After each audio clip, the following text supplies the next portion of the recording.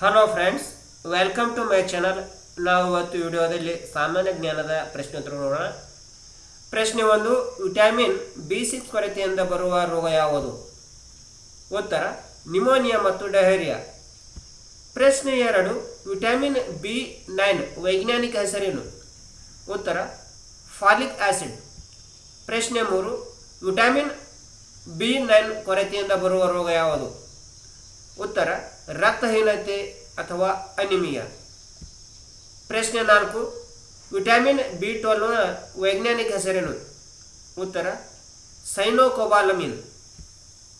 ಪ್ರಶ್ನೆ 5, vitamin C ಇದರ ವೈಜ್ಞಾನಿಕ ಹೆಸರೇನು?